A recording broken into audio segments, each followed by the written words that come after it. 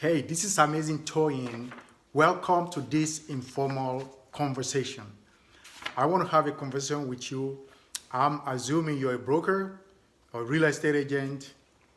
I'm a broker. I've been a real estate broker since 1993. And since 1993, I have never listed any property that I go out and solicit for. In other words, I don't solicit listings. In fact, I don't do listings. But if you look in my MLS, okay, I have listed 432 properties, 432 in the MLS. Now, this doesn't count properties that I didn't even put in the MLS because I've done over 560 deals. So I'm what you would call a broker investor. Who's a broker investor? Somebody who buys for his own account. That's what I do. Now, you might be wondering, how did that happen? Well, I was never an agent. When I got my broker's license in 1993, I guess I was lucky because people were telling me, well, you got to work under a broker for 4 years. And fortunately for me, I already had a college degree. I had a master's degree, which means I had a BA in finance and MBA. So when I contacted the DRE, they told me, oh, you don't have to, wait another 4 years. You could just go straight for your broker's license. That's how I ended up with a broker. Now, let me back up a little bit. Before then, it took me 2 years to buy my first house. At that time, I had been dabbling in how to get into real estate. I didn't have a license. But I had this agent that drives me around, for almost 2 years before we finally settled on a hot home, okay? And during those 2 years, we saw a lot of deals, where the property is worth more, but I didn't want to fix any property. And so I was just looking for a property that almost was ready. So eventually we found one. The day we found the property, he wrote up the contract on the back of his car, and I bought the property for, I think, $78,000. And when I closed, the property was worth about 110, which means I picked up instant equity of, $30,000, $40,000. So since then, I refinanced the house and I did a whole bunch of other stuff later. But when I bought the house, I always wondered, this agent that was driving me for 2 years, why didn't he buy the property? Why isn't he an investor? Why doesn't he buy properties? It wasn't until later that it became clear to me that agents came through a completely different path from investors. Now, over the years, I've met a lot of agent investors and broker investors. And in fact, one of my mentors is a broker investor. And if this conversation time permits, I will show you all the ways that he makes money. He's got like 4 different streams of income under his brokerage with only one license. Because as a broker, the law allows you to actually have multiple streams of incomes, which I think you probably know. But most brokers only utilize one. They just get agents, they list properties, and then they forget the rest, Okay? You could have a loan department, you could have a escrow department, you could do hard money loans. What else can you do? I think there's another one. You could even buy a title company if you want, okay? So that's a brief history of mine. Later, I'm going to tell you history of some of the properties that I've done over the years, okay? Now, why am I in this conversation, okay? I've been wanting to do this for a long time, trying to put the PowerPoint together.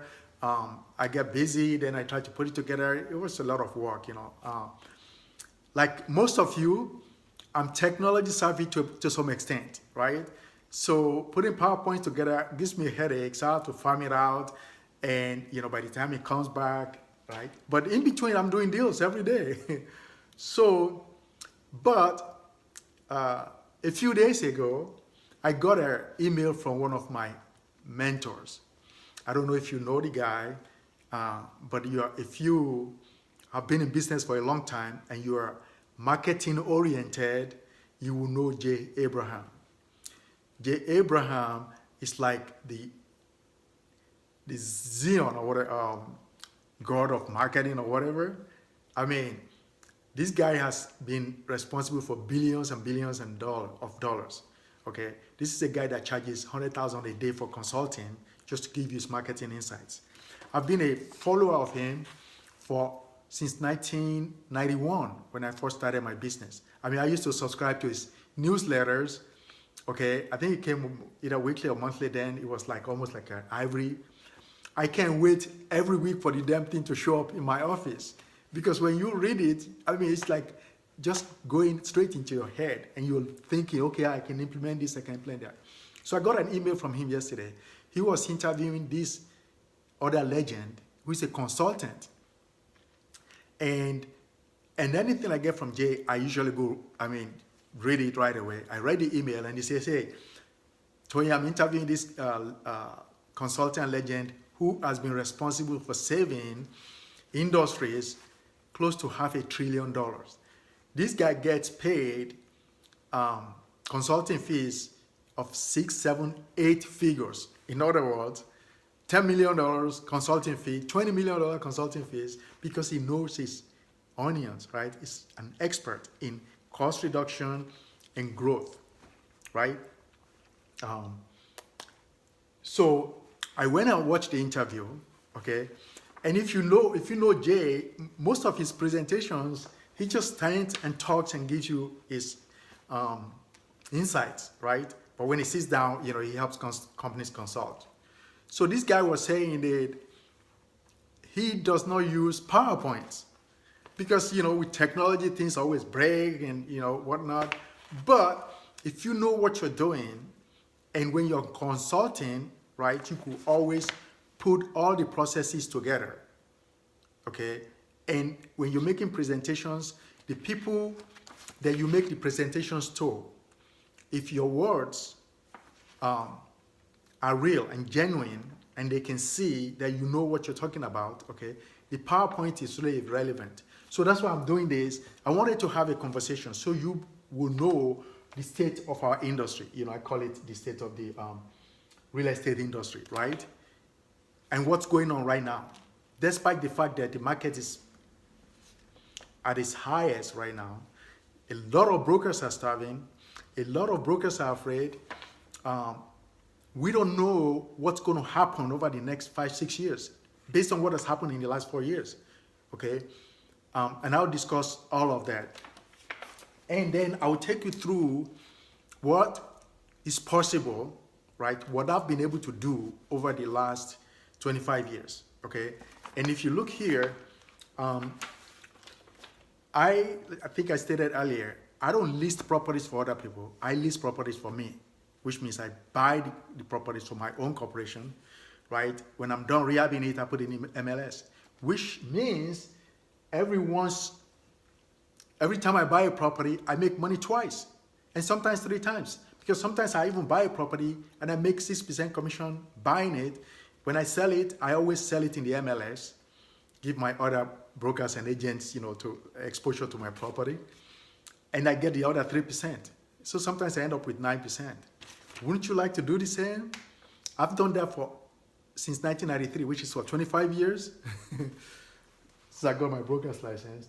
So the question is, when you go through this conversation, and if you want to work with me, right, so I can show you exactly what I do, I will be glad to consult with you to set up the same system that enables me to do 10, sometimes I've done 20, in those days when I was very, very active.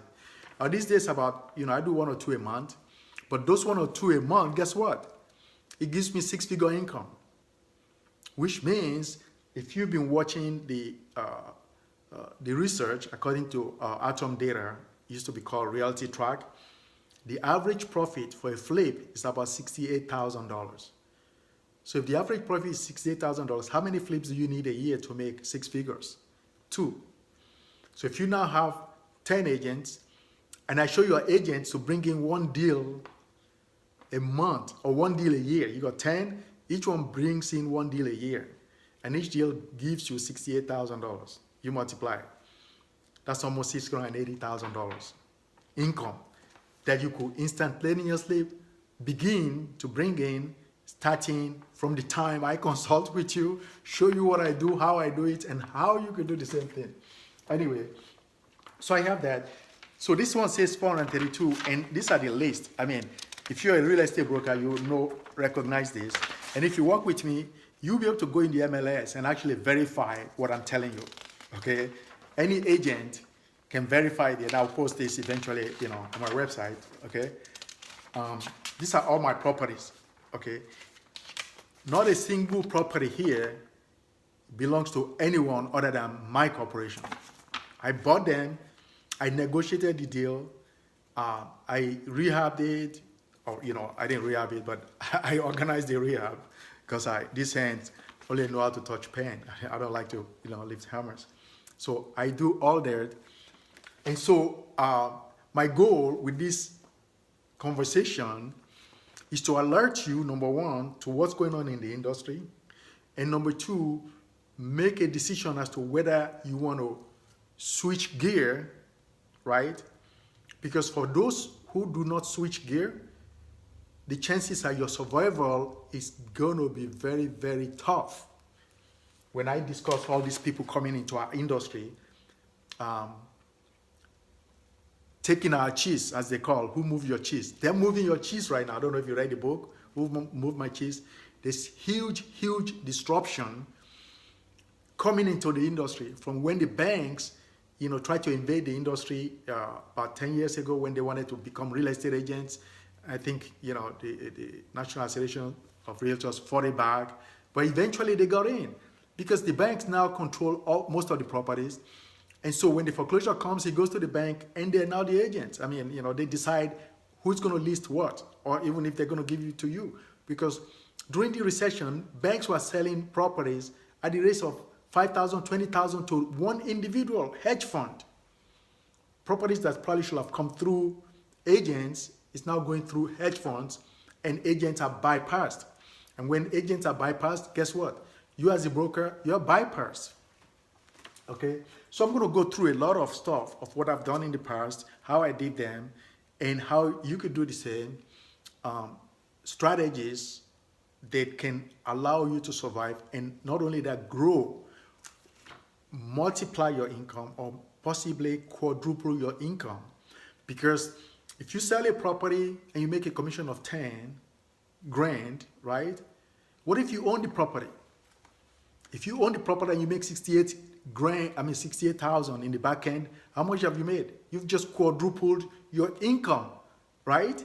You just quadruple your commission. You make 10 grand as a commission when you sell it or when you buy it, and you own it, and then you now make $60,000. Every broker should be doing that. And guess what?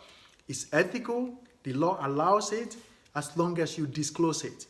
And most sellers that fall in this category are glad that they're dealing with an agent or a broker that has a license. Okay, because when you have a license, you operate at a higher level of ethics. Okay, you disclose what you're doing. The seller knows. They're happy for you because you brought them a solution to the problem. So instead of you going to find somebody else for a property that you located that needs a buyer, an instant buyer for that matter, right?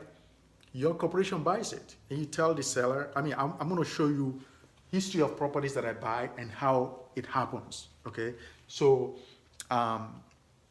let's go through it quickly the industry for now. Okay, so this conversation is about how you could double or triple your income, right? I'm talking about commission plus what I now call investment income. So if you're not a broker investor, starting today, you want to start thinking, not even thinking, you must become a broker investor. And if you would like to know how, okay, I will be glad to offer my consulting services to you to show you how, like I said, you could make 10K here and make $68,000 here. How would you like to do that? 10K here, 68 here, that's a total of 78. Okay. I've done it for 25 years, and I'll show you step by step how I do it. Now, I refer to the I have my notes here, and I have some other notes here. If you notice, I'm recording this from inside my house. Um, Today is Sunday. I've been thinking about this for a few days, but after I watched Jay's video and I saw Mr. Subeya Chadaori, that's the name of the guy. He's an engineer. He consults for major corporations. You know, I'm talking billion-dollar corporations, okay? But he said, I don't even use PowerPoints. So I said to him, don't waste time. Don't wait. You need to address your fellow brokers, show them what you do, share the information, because how many properties can I buy? You understand?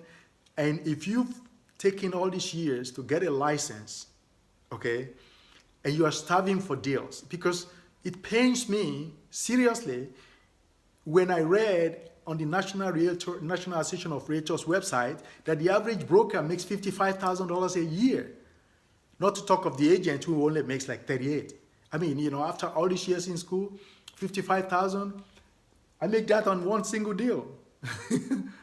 Okay? So that's why I'm doing this. Okay? Just to show you what is possible and how I've been doing it. So we're going to talk about the coming invasion, right? And who are these invaders? I call them invaders, but guess what? The market is so huge, they see the opportunity, especially since the last recession. Okay? Everybody now sees opportunity in our industry that never were inside our industry. Hedge funds, the new so-called iBuyers, right? If you don't know what iBuyers are, I don't know what, you know, under what rock you've been hiding, okay? Because they're coming. In fact, they're here. In the last 2 weeks, iBuyers raised close to $2 billion, right? They raised close to $2 billion to buy properties. Now, some of them say that, well, when we buy the properties, we're going to buy through agents. If you believe that, I got a bridge to sell you somewhere in New York. You understand? Or, you know, in Brooklyn. If they get their chance, they will buy the properties with or without you. And guess what? Some of these iBuyers are now getting their own broker's licenses, which means that they can buy it, sell it themselves, and you are completely bypassed. So if you have a brokerage and you are now trying to fight the market with companies that got $400 million, you got no chance. Okay? That's why you want to know how people like me find deals. Because I don't find deals in the MLS. I don't have the money to go to the banks, you know, to bid on 5,000 properties. You understand? But I find deals. And you don't need to find too many deals to make a decent income. Because if, let's say you find 2 of these per year, okay, that's about what, $150,000 or 156, right? That's 156K. That's 3 times what an average broker makes. That's 2 deals per year.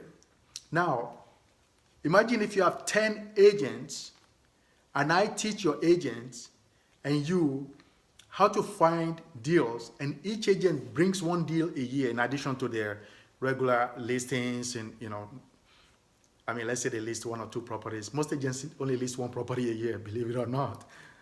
But I can teach them how to list more, because I'm going to go through some of the strategies that I've used in the past to where I generate tons of leads, sometimes 40, 50 leads a month.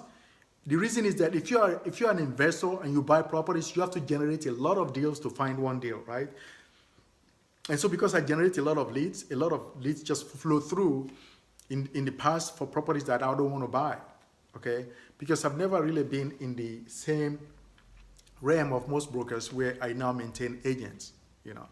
But I know a lot of brokers that have agents that can actually utilize my system to where the agents are now bringing the deals, right? The brokerage buys it, which is what a lot of commercial real estate brokerage houses have been doing for years. Most commercial real estate are investment houses. My program that I developed will actually teach you to become a broker investor. You create an investment house, because when you help somebody buy a house, okay, you're not just buying helping them buy a house, you're helping them make an investment. If they now become your client for life and you get to advise them every step of the way in terms of their financial investment for the future, do you know how many houses they're going to buy, or their relatives will buy, or their in-laws might buy, their friends might buy? If you are the trusted advisor, I'm going to quote J. Abram here, I use the word client as opposed to customers or buyers, okay?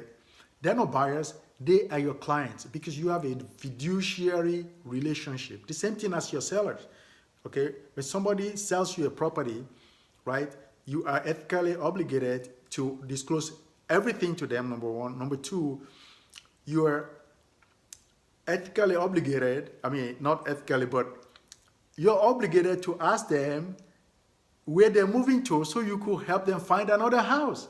And you make commission on that too. Because if they sell you their house, okay, either they already own a house or they're moving somewhere else. Okay? All those things are sources of income that most agents do not utilize. And based on my experience over the last 25 years, there are paths to where you could now create all these multiple streams of income and grow your revenue like crazy.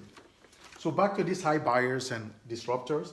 So you have institutional buyers, right? Like these hedge funds, they got more money than the so-called iBuyers because these hedge funds are buying 10, 20,000 houses at a time from the banks. Then you have the large brokerage houses now. Who are those? Well, you have Keller Williams, right? You have Coldwell Banker, okay? And you have the internet powerhouses, the Zillows of the world. You have Zillow in the market, who is now become an iBuyer. Zillow is an iBuyer.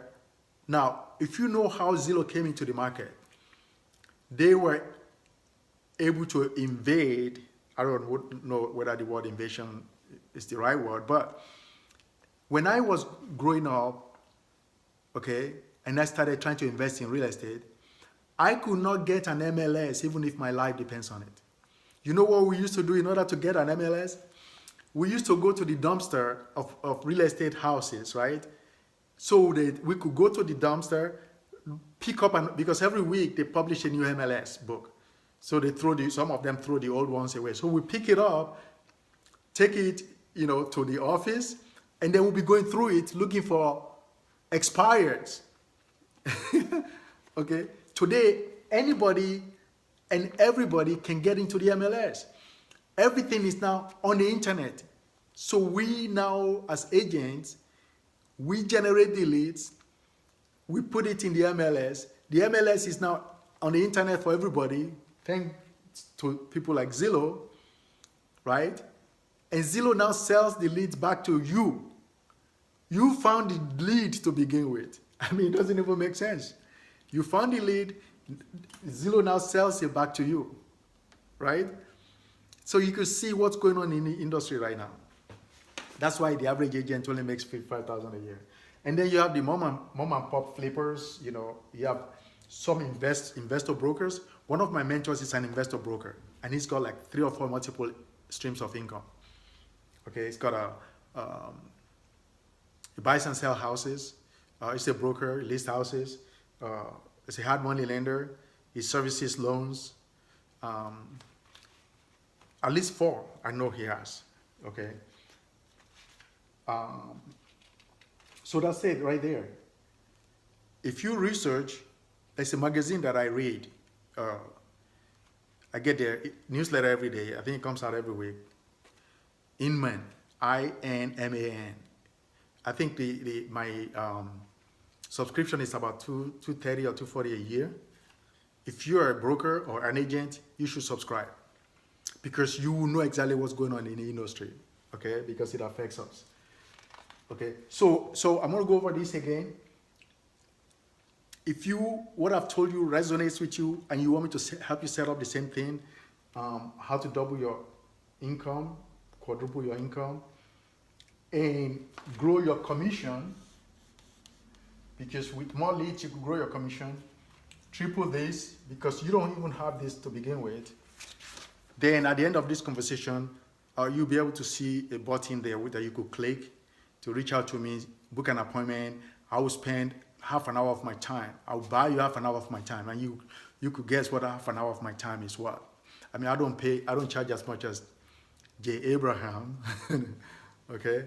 But I'll buy you half an hour of my time, and I'll go over how to accomplish this, okay, for you.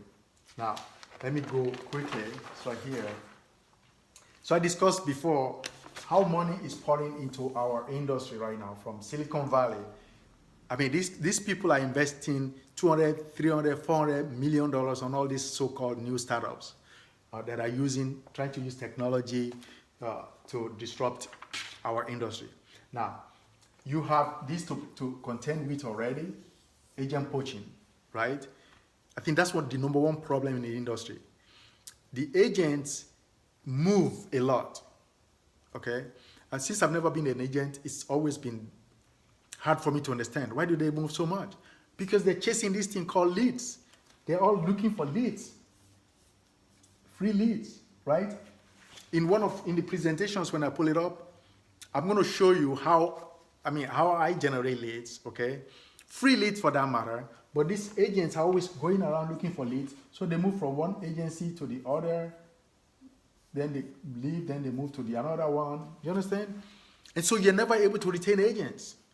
And the top brokerage houses, they're very tough to compete with because they provide a lot of technology, a lot of training and all that stuff. If you're an average broker that's been struggling with 10 agents, 20 agents, or 5 agents, I will show you how to make excellent income even with 2, 5 agents. I don't have an agent. I mean, I never had an agency, you know. It's not that I don't like agents. I buy from agents when I have to, or I list properties. All my properties are listed, so I deal with agents. But if you have agents, I will show you how to now quadruple your agency business. Or if you don't have an agent, you're a broker, and you want to operate the same thing that I do, I'll show you that too. So with all this invasion, I wouldn't say instability. The instability is to the extent that your industry is threatened by invaders, and if you don't learn to survive, you won't be around. It's as simple as that. Okay, so what do? How do you defend your brand, right? How do you defend your brand? This is a your, right? How do you grow your revenue? So I'm going to go through all that. Now, so I have it here, you know, my story, right? I've told a little bit of my story, okay? And you might be wondering, well, why am I qualified to talk to you? I think I touched on that before, okay? But let me show you some deals that I've made, okay, that make me qualify that you could do the same thing. You understand? As a broker investor. So if you look here, you see all these properties, right? These are the properties that I bought over the years, some of them anyway, okay? So far this year, I've bought 3 properties. I bought one in Rosemont, California.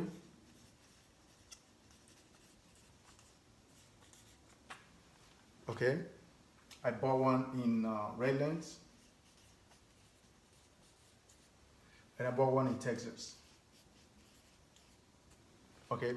Each of these properties, okay, the sellers were talking to agents, right, that could have bought the property if they knew how to negotiate. All they could have done was ask the seller, okay, what is their intention, what is their goal, okay?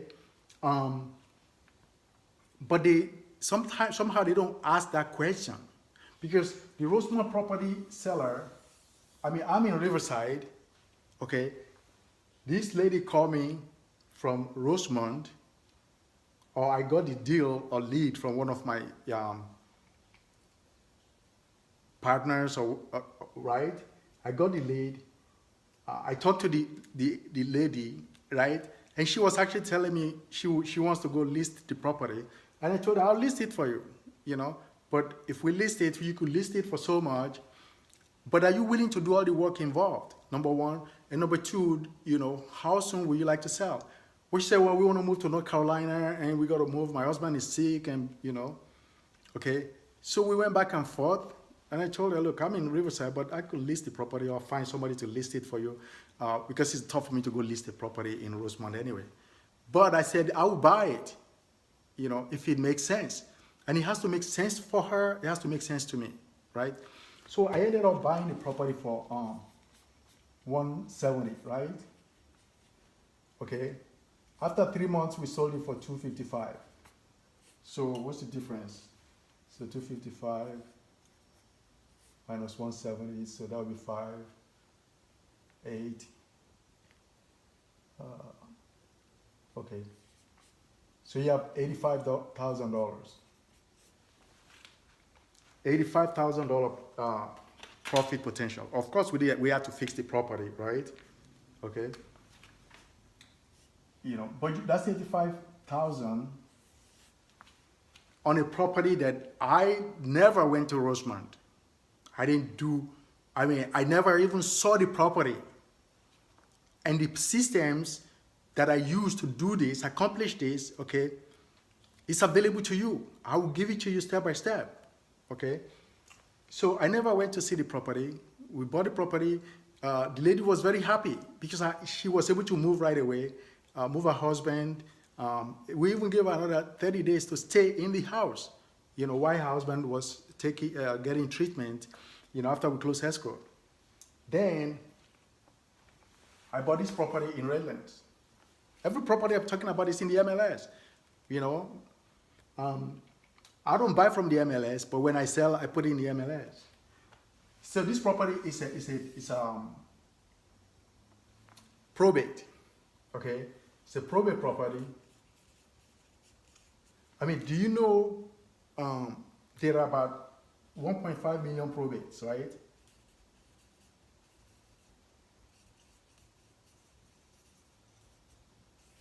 In the US. And if you don't know probate, you should specialize. I've taken the time to specialize in probate over the last 4 years. I've known about probate for a long time, but it's not something that I really focused on. But in the last 4 years, I have focused on it, and I think I bought about 5 or 6 probate properties. Okay? So this property, the owner passed away in Redlands. He was the second generation of the property owners. His dad passed away probably like in the 80s or something. So he's now living in the property. He's got 4 brothers, or 3 brothers and him. There were 4 of them anyway. So when he passed away, when their parents passed away, he was the youngest, so they left him in the house. And so I think the instruction was when the parents leave, or if something happens to him, then the house belongs to all the 4 of them. But he was in the house when he passed away. So I contacted his brother, who was the executor of the estate, and he was in North Carolina. Okay, I spoke to him over a period of 3 months, back and forth, negotiating, and he kept telling me, Tony, well, if you don't give me the price that I want, I'm just going to list it. Right? I said, look, what's his name? Gordon was his name. I said, Gordon, I'll list it for you. When you come down to Riverside, I'll go look at the property. First, he gave me access to the property from one of his friends, right? So while we were talking. So I looked at the property, I called him, and I said, hey, yeah, I'm interested. When you come to Riverside, I'll go look at it. So when he came to Riverside, he stayed in a Marshall Force base. I think he used to be in the service. So he got a housing discount. So he stayed at the base. So we went to see the property. He has done a lot of research. Especially these days, people do a lot of research. He said, look, Tony, I've done my research. I could list the property for so much, but if I was going to sell it cash, this is, I think he said about 300 or something. Okay, between 290 and 300,000 is what he wanted for the property.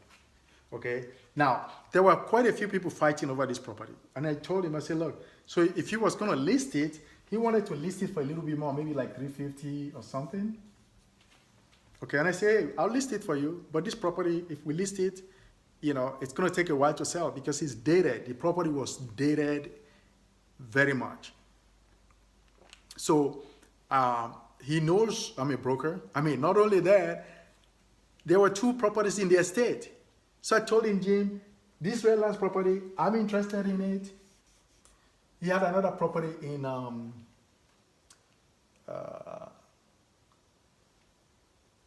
this place is in the canyon towards what's the name of the place?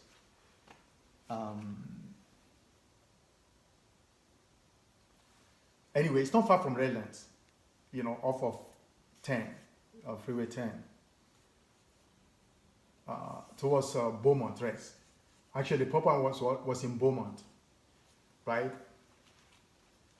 So, but I told him, look, Gordon, this property in Beaumont is in the boonies. I mean, I don't really want it. It's rented. But guess what? If you sell me this property, I'll list this for you. Or if you want me to list both, I'll list both of them. But he knows this was a difficult property, right? There were tenants in there. But this property, he knows he can get money right away, okay?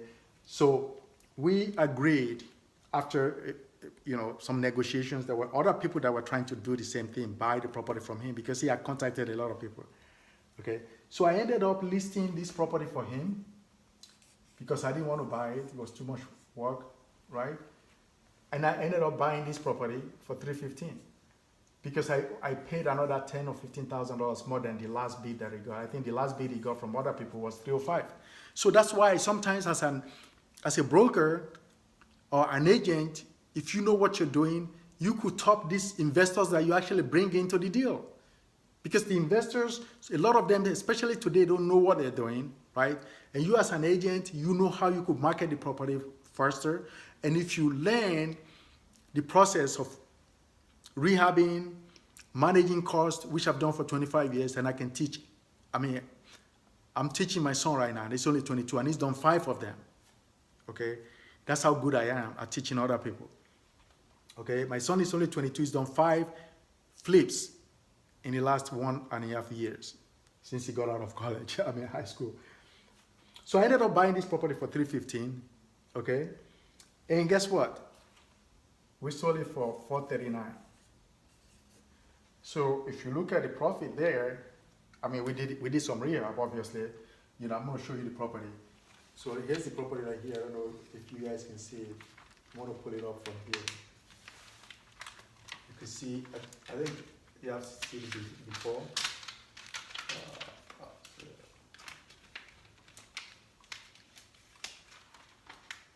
Okay, that's the property right there. Right? It's in Redlands, you know. It's right here too. So let's see. We have to pull this one out. All right, cool. Okay, so this is the property when we were done with it. Okay. So I paid $315 for it. $315. So 4-1. That's $114,000 profit in this deal, with one deal. Okay? So, I mean, I don't know what you're thinking right now. Shouldn't you learn how to do this? And if you learn how to do this, do you really have to struggle all year trying to find listings when you could become a broker investor? You buy properties for your own account.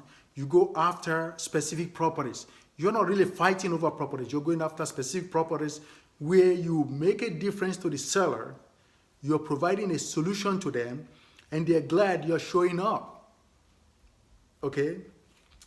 And you're giving them the benefit of your experience, right, in helping them to resolve, you know, their problem right away. Okay? So, my battery is low. So I'm probably going to like take a short break, right? Hopefully I'll be able to join this video together so I can charge my battery before it goes up. I'm gonna call my daughter. Pumpkin.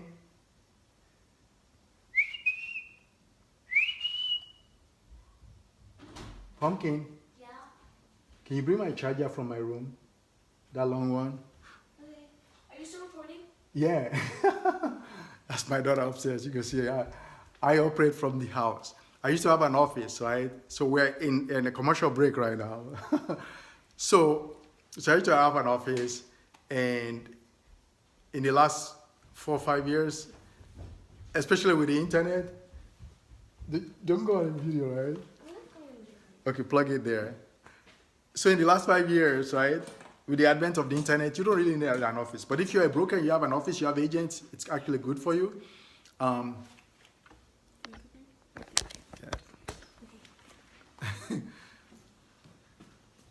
Oh, you want to be on the video now?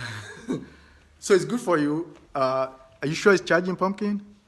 No. Let me see. I didn't hear nothing, Pumpkin. Oh. What percentage is that? Let me see. Come here. I don't even know if that plug works.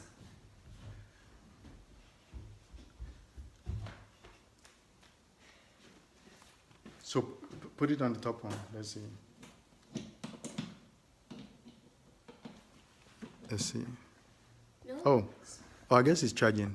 Yeah, that's fine. It must be. Okay, so the commercial is over, and I'm going to go resume my presentation, right? I didn't expect this presentation to be so long, but maybe we'll edit it. So let's talk about this Texas property. This is what I call a whale of a deal. A whale. Now, the story is this, very simple.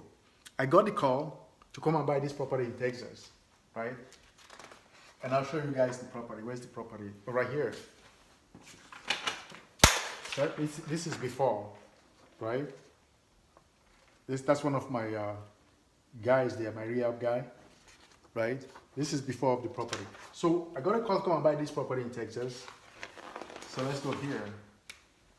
So the lady wanted like $180,000 for the property. Now, this property had been listed for over a year and it never sold.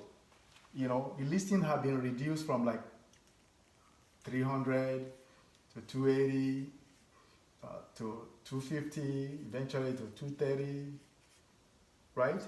And it's been going down. And so after 230, the agent just gave up. Agent gave up, but the seller still had a problem. Every homeowner, when they're ready to sell, they have a problem. And the problem is they want to sell, right? And so majority of the houses are still sold by agents. Okay, and that's probably never going to change.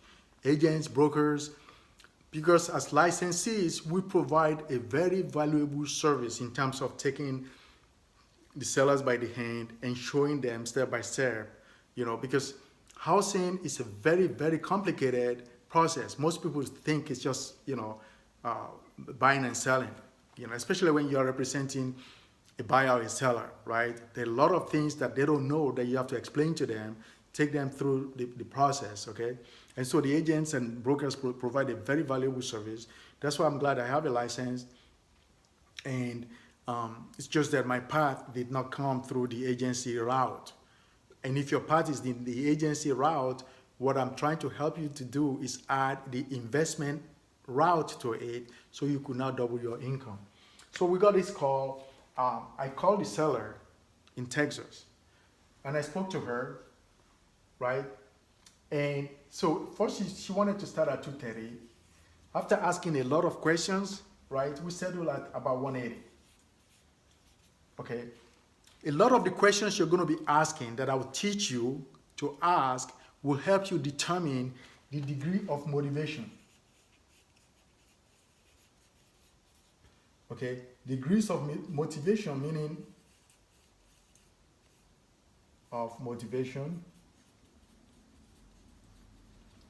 meaning that how bad do they want to sell, right? So, I mean, are they going through divorce or disease, some kind of disease or something?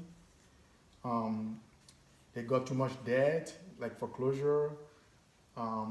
What's the other one? There's quite a few, about 6 of them, right? Anytime you could combine 1 or 2, right? Or you could combine 3 in these degrees, right? Then you could determine the level, right?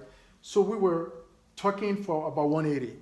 Well, we were going back and forth for the price of 180 for because it took a while for her to agree to 180. I'm in Riverside. I've never seen the property. I was just looking at it on the internet. She was sending me pictures, and we were going back and forth. So eventually, we agreed to 180. I sent her the contract from here.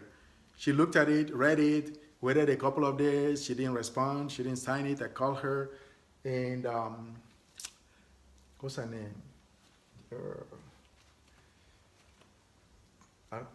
I forgot her name, Janet or something. Anyway, I called her. I said, look, I sent you the contract. We agree on price. Do you still want to sell? Yeah, I want to sell. And then she came up with this statement. I want my agent to look at the price. At the contract. I said, okay, where's your agent? She said, well, I sent it to him and he's going to write a new contract. I'm not in Texas, so, I can't really represent anybody in Texas. I said, fine, let your agent write up the contract. But I said to her, look, you want me to pay cash for this property. I'm trying to close, right? Okay. You have to pay the agent because, the agent does not have a listing. You are the owner. So now you want to go get an agent. That's fine with me. It's good for you. So at least you will know that everything that I told you is accurate, right? And he will protect your interest anyway. So he now brought the agent in, okay? I told her, well, I'm going to do an inspection, right? We went and did an inspection on the property, right? During the negotiation, the price actually dropped back between the agent, the inspection and everything, dropped to 165. So I ended up buying. The reason I'm going through this in detail is that things are not as straightforward as most people think, right? And when you have the benefit of a mentor and an experienced person, okay, you will be able to cover all the angles because you will get to ask me a lot of questions as your mentor, right? And know all the pitfalls. You know all the where all the landmines are, So eventually we got the property at 165. Okay, I sent him my appraiser. Right. The reason we had 165 was because we were going to deliver cash first. She had a deadline, wanted to close like to December 27th. Right, I think it was December 27, 2017 or something. Okay, before the end of the year. And we were already like on the 20th or 16th when this contract was finally signed. Okay, so when we sent the appraiser, on the day of closing, this property appraised for 305. So if you look at it, so this is 0, 4. When we closed on that property that day, the property, this is the way it was before we went and tore the inside. But it was in very good shape. She was living there since 1998. She's been living in the property. So she was tired. She wanted to move. Her husband passed away, And this is what I mean by degrees of motivation, right? What's the motivation? So after discovering all that, we offered her cash. She was able to get out. The day we closed, there was $140,000 equity in the property, right? Now, you want to hear this? The after repair value of the property, after we began repairs and we were almost done, was $425K. Okay? If you subtract this from 165, 6, 2, $260,000 profit. potential, right? Because we have to supply the rehab. I think so far we spent about $60,000 in rehab. Okay. Now, how many of these a year do you need? Okay, and I've done about 560 of them. Okay, and they're all here. This is actually the property right now. If you look at it, I don't know if you guys can see it from there. See if I can bring it closer. I'm gonna bring it closer. Right here. Right here. Let's see. Okay. Oh, this actually me. So that's the property before. That's me right there in Texas. That's the property now. This property is 10 acres. Okay, it's a 10-acre property in Texas. That's me in front of the property. That's before, that's after. Okay, almost $260,000 profit in this deal. So, and that's just 3 I've done this year. Okay, and I have a history, stories of every property that I bought, right? All the landmines, and we had a lot of mistakes in this property, okay? And so far we spent 60, and I know we're gonna spend more because we made a lot of mistakes because it's so far away from me. I've been there like 2 or 3 times just to go check it out, but it's not the same as, the Redlands property, okay? So, I wanted this thing to be about an hour, but it's getting to, it's almost an hour anyway. So hopefully, I hope you've heard enough, okay?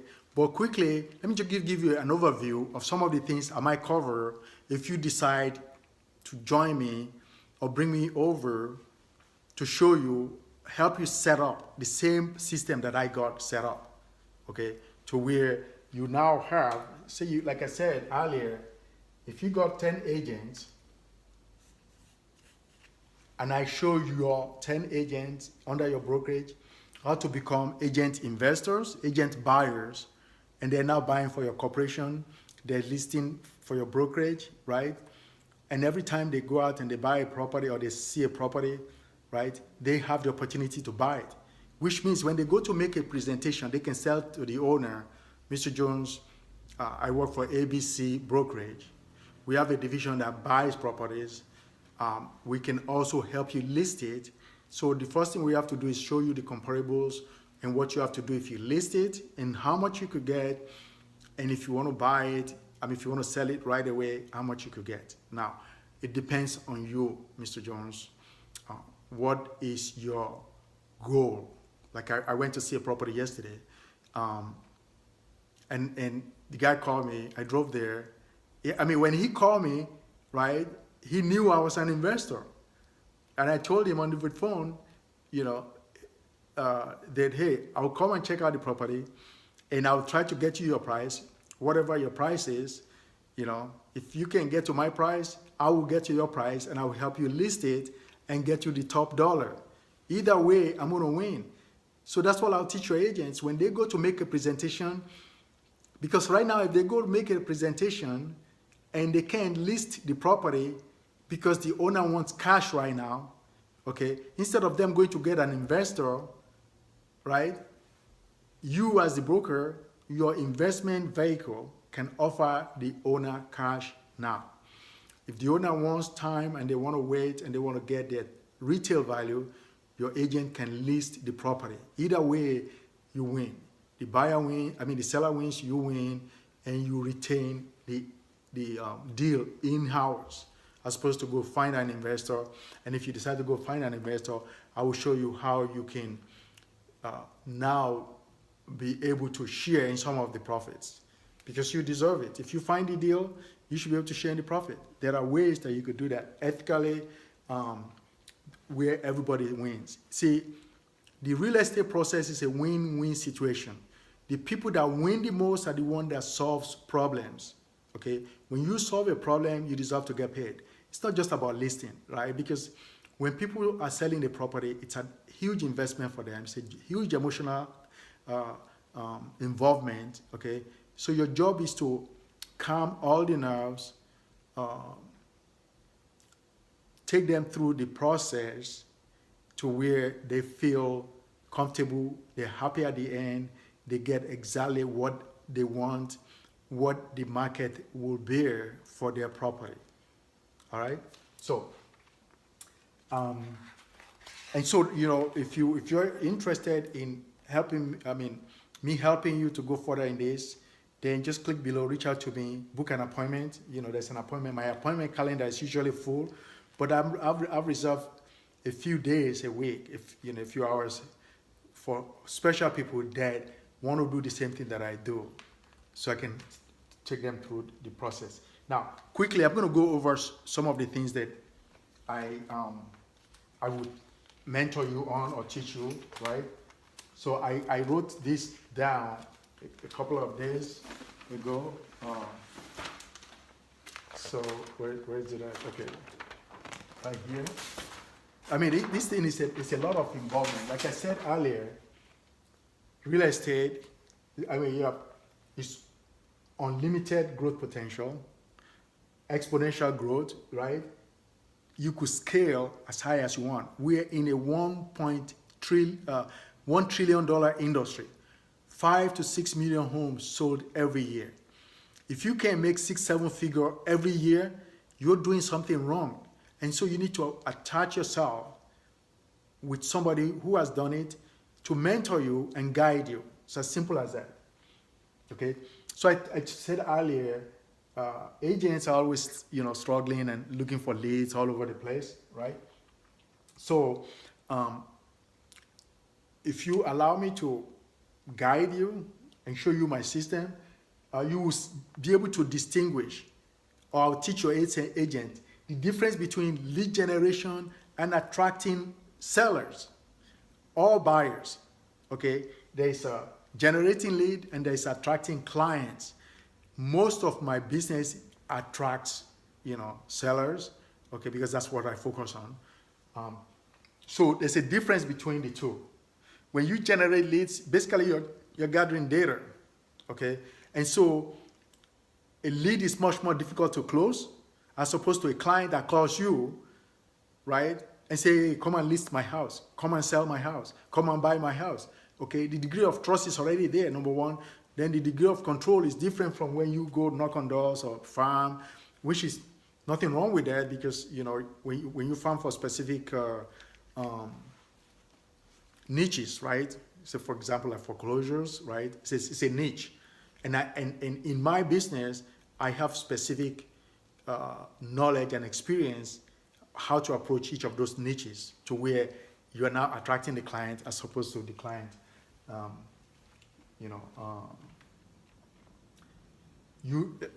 as opposed to you chasing the client.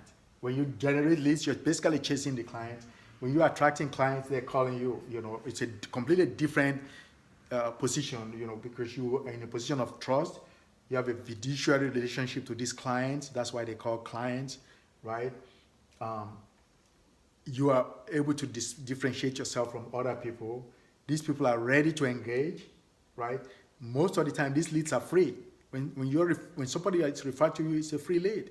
And then the referral of their referral comes to you, it's a free lead. The trust is there already. They're qualified, and you now become their trusted advisor. When you are acting from a position of trusted advisor, the deal making is very easy. You don't have to convince anybody, okay? So I will go over the differences between being good and being the best, okay, for you and your agency. Your agents will know the difference, right, and how to act at their best all the time, okay? They'll be able to generate quality leads, traffic, process, conversion, scale, quality leads. Now let me share with you something I just read. Well, not today. I read it in the NRC, National Association of Realtors website, and then it came on the website of Inman, right? So let me look at it. So I got these two charts, right? Okay. And these two charts says that only 9% of the people find their agent online. I mean, with all this noise about internet, web, whatever, only 9% of the people find their agents online. Guess where most of the agents come from? Referral, word of mouth, involvement in the community. So if you have referral is about 23%. 23% is referral. Then you have where's your word of mouth, another agent, past experience. So past experience, these are buyers, right? 9%. Website, it's about 9% how buyers find their thing. Then sellers this is buyers. Sellers, 24% is referral. Let me use blue. 24%. Past experience is 17%. So if you have 17% from past experience, right? You have 15% from the community, okay? So that's 17, 11, 16, 2, 3, 4, 5. 56% of the people that are selling their homes come from either referral, past experience, or what's the third one? Community.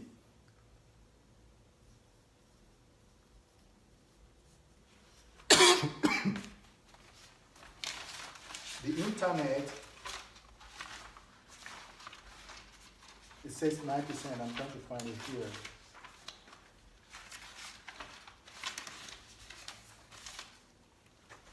Okay, it's about 9%. So if you got 56% from these three sources, all you have to know is figure out how to do the attraction so that you could get part of this 56%. And then whatever comes off the net is just freebie. And so let me go over to some of this rest of these charts. These are some of the things you have to know, right? You have to be able to know what the fundamentals that are driving the industry on a local level in your area, right? You have to be able to analyze a lead, right? Because a lot of people buy data, they think they're getting a lead. I mean, when a lead comes off Zillow, it's just data, it's just a name, right? Because they sent you a name from Zillow from somebody that just clicked. It's different from if you source a lead and you already know these people are going through divorce, in addition, they're going through foreclosure, right? Those are two motivating factors right there. And plus, they're talking to their bankruptcy lawyer, okay? So when they both split, one person either is going to remain in the house, they might sell the house, right? If you are their counselor and you become a trusted advisor, not only will you help them sell the house, you could help them buy two houses if they go their separate ways. That's what J. Abraham calls the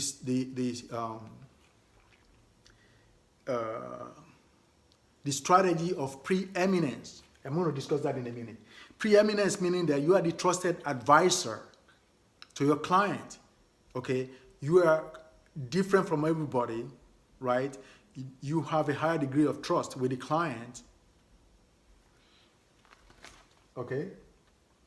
And so you are now able to determine who are you serving, right? Who are you serving? Are you serving them for money, or are you serving them for the value they provide over the long term? You know, it's called the lifetime value of a client. And what does that mean? Well, I have a friend who's been selling cars for like 25 years. Guess what? He has some clients where he has sold close to 10 people in that one family cars. It's the same with houses. People move every 8, 10 years, right? So if you sold a house to somebody 10 years ago, when they were in their 30s, they got married, did you attend their wedding? If you attended their wedding, you could pick up 5 different clients because she will have friends, right? Relatives, everybody that shows up in the wedding, she could actually introduce you and say, this is my realtor, and this is what he did for us. This is what she did for us, right? Okay, because you're not just a realtor or a listing agent. You are almost, it's not even almost, you are an investment counselor. You are an advisor in terms of the most important thing in their life is their house. The highest, biggest investment. I mean, not the most important thing. Their children are more important, and the family is more important. But their biggest investment is the house. And they don't make it every day. So if they make it this year, the chances are they're going to make it again 10 years from now. Why not from you? Because according to this chart, past experience, 17%. Only 17%. Why is this 17%? Because most of the agents do not keep in touch. Okay? So as an agent, a brokerage, you have to all constantly ask yourself, right? Are you working to serve, right? Or are you just working for money? Because if you're working to serve your clients, the money is just going to keep chasing you instead of you chasing the money. Okay? Are you working for solutions, right? Are you working to learn? Because you should be learning every day. Those are all the things that part of the curriculum that you will find, in my program when I consult with you, help you set up your program, right? And so not only will you make six-figure income, I'm talking maybe $200,000, $300,000, $400,000. Every agent in your brokerage will be able to make the same. No, this $20,000, $30,000 agents anymore. Your agents will be able to make six-figure income because they will be well-trained and they will now be trained as agent buyers, agent investors that are not only just looking for listings, they're looking for properties that they can buy for the corporation, for the brokerage, right? That the brokerage can flip. It's as simple as that, okay?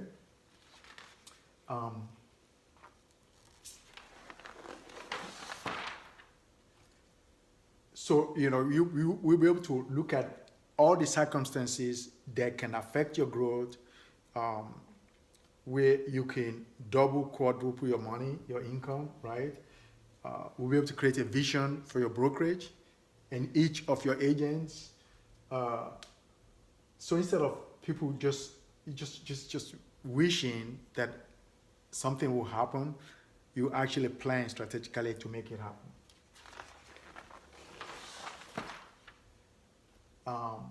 These are other client attraction strategies. Okay, I talked about these preeminent strategies before. Okay, that's a strategy where you distinguish yourself as an advisor to the client as opposed to just, a seller, a buyer. You should never call anybody a buyer or a seller. They're your clients. And if they're your clients, you have a completely different fiduciary relationship, client relationship with them in terms of advising them. Okay?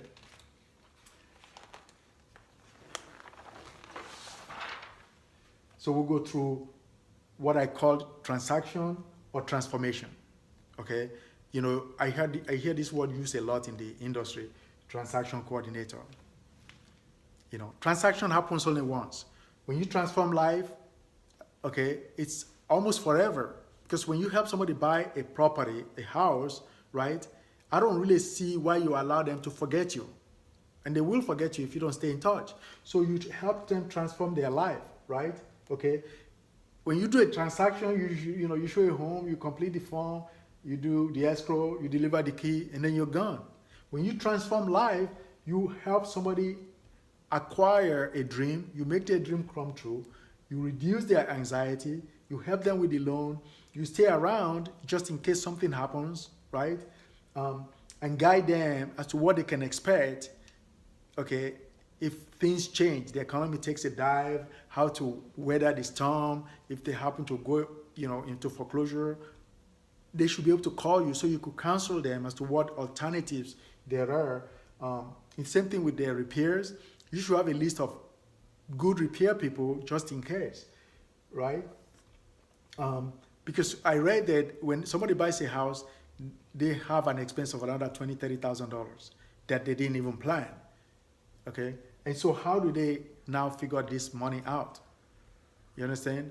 So as an experienced agent or investor broker, you should be able to counsel them on all these things, including moving and stuff like that. right? So we'll show you how to create a win-win situation for everybody.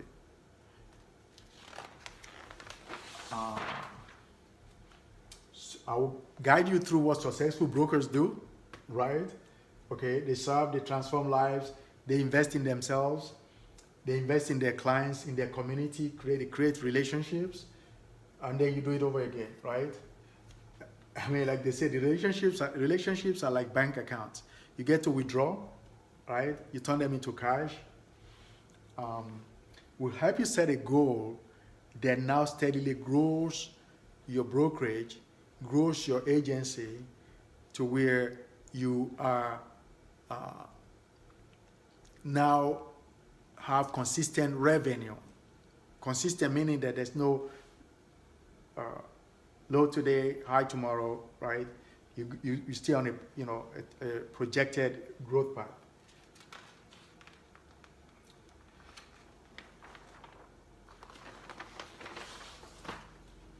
Will help you discover a marketing plan that doubles your income, doubles your involvement both in community, create a brand that resonates with the community to where you now begin to attract people as opposed to chasing people, right? So those are just a few of the things we'll go over. So if this description of all the things that is possible for me to help you accomplish, okay, to where you now become the preeminent brokerage in your area, and you are ready to double, triple, or quadruple your income, I want you to click below, set an appointment with me, and I will buy you, like I said, half an hour of my time. And during this half an hour, we'll discuss your goals, your plans, and how we can help you double or quadruple your income. Okay? Now, I only want to talk to people that are ready. The reason is very simple. My time is very valuable. So if you're ready to make a change in your brokerage and in your life, in the life of your agents, I want you to click below and set an appointment, and let's talk about it. And during that appointment, we'll discuss your goals, like I said, the strategies to quadruple your income or double your income, the strategies to grow your brokerage, and how to become a broker investor like me, okay, where you make money when you buy, you make money when you sell, you make money in between as the listing broker or the listing agent. So I hope the information that I've given you has helped you to some extent. And if it has, and you want to, I know you have questions. A lot of you probably have questions. You could write them down, reach out to me, you could book an appointment, but I don't want you to book an appointment just to ask me questions, okay? If you really want to take this thing further, then I'll be glad to go over some of the questions with you, explain them to you further, okay? And help you plan what is the next step, all right? So this is Amazing Toying. Thank you for listening. Thank you for watching. And I'll see you at the top, like I said. All right? See you. Thank you so much. Bye.